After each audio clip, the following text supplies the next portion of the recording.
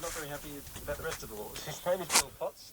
He's the Gold Coast lawyer for the Finks Motorcycle Club, and he joins us now. Bill, thank you very much for your time. What's the amendment? The amendment is that they excluded lawyers from the definition of being a participant in, and I quote, a vicious lawless association. What it basically means is that under the legislation they intended and were rushing through Parliament last night, a lawyer, barrister and a solicitor acting on behalf of a vicious lawless associate just walked into court could have been arrested and with minimum of 6 months and maximum of 3 years. Probably a good start, I'm sure some people would think.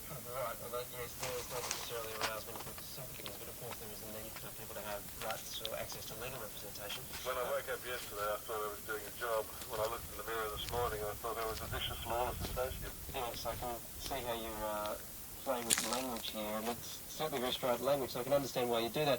The concerns that you have, though, seem to be, well, around a lot of things, but I would suggest to you that perhaps the core of it is association.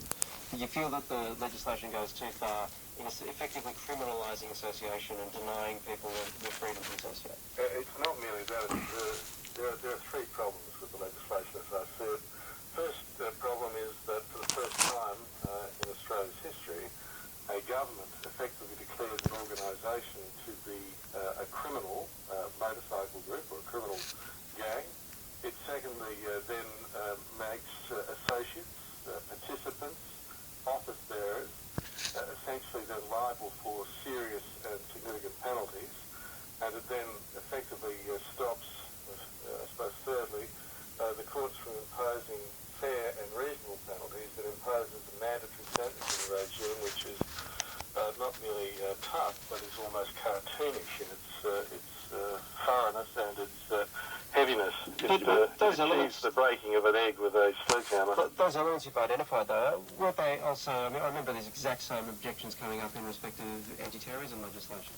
It is, and that's part of the difficulty, is that with these sorts of things, is that you may be declared to be part of an anti-terrorism group, but at least you then have some court process where some form of proof, some form of trial, and some form of procedural fairness was afforded to you. Under this legislation, that's simply not available. Now, in Queensland, since 2009, we have the Crimes Organisations Act, and the Finks Motorcycle Club, the Gold Coast chapter, has been wending its way from the High Court and back to the Supreme Court to have that determined as a matter of justice by court hearing evidence.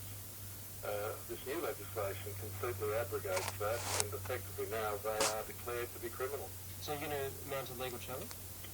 Well, someone, I suspect, inevitably will, and the reason for that is not merely what we see as a breach of a particular legal principle, that is the taking away of judicial discretion and turning them into effectively a rubber stamp of government, but secondly because the penalties are literally cartoonish. To give you just as an example, if a office bearer in a motorcycle club is found with 1 joint in his pocket, he is arrested. He may pick up a fine of $100 of good behaviour bond from the court, just giving its usual penalty for these types of things. But then the court must move immediately to sentence him to 15 years. On top of that, for being a motorcycle club member, and then because he's an office bearer, a further 10 years.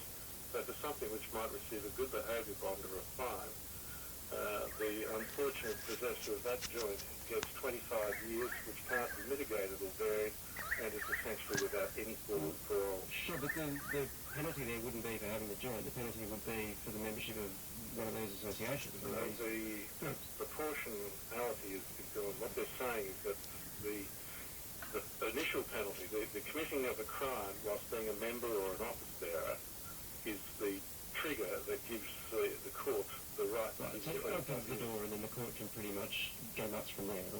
Indeed, and the difficulty is this, the judges have no discretion. They can't fit the penalty to the crime, and the court then orders 25 years, and in addition to that, announcements were made today that effectively the bikies would then go to a supermax prison where they'd be locked down for 23 hours a day and a cell the size of a bird. Which we discussed that yesterday on the program. But what's the legal problem with that? I mean, you might say that these sentences are way too much. It's not fair, but what's the legal challenge? Well, in fact, that's the problem, isn't it? The sentences, one would have thought, would be purposes of some form of punishment. This is, in fact, punishing, as you were saying before, the association by the imposition of effectively draconian penalties, and in circumstances where there is simply no review, no appeal, and no judicial way, essentially, of dealing with or having a fair trial. Yeah, but I'm asking what the basis of the legal challenge is. Is it a constitutional challenge? Depends, I think, called the Cable principle, which is in essence the criminalising of behaviour and removing the judiciary's capacity to effectively review it and provide procedural fairness. You might see the Queensland Government in court. We'll watch it with interest because it is very, very interesting to see the way they've drawn up this legislation and the issues that it raises. Thank you very much, Bill. So, Bill Potts, Gold Coast lawyer for the Finks Motorcycle Club. 23 minutes past 7. We'll lead over. There you go. That's the latest. Bill Potts, lawyer for the Queensland chapter of the Finks motorcycle gang, which was last night declared to be illegal.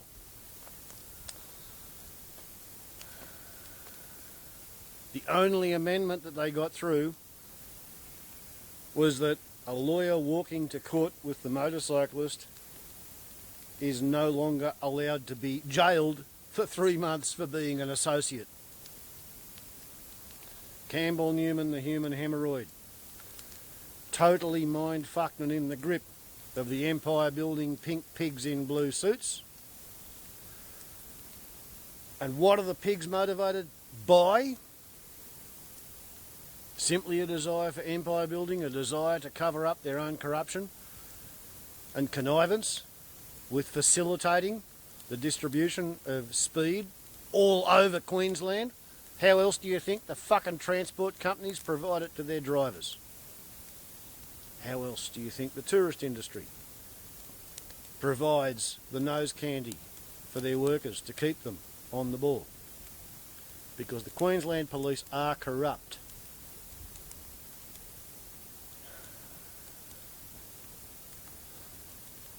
Anybody who lives in Queensland who's got half a fucking brain functioning, get the hell out.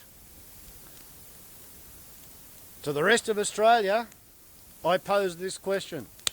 Should we put a quota on refugee Queenslanders escaping from the totalitarian fascist dictatorship, the police state north of the border? Or if you're in the Northern Territory, east of the border. Warbles on a lot to YouTube. It's a fucking worry. Ciao.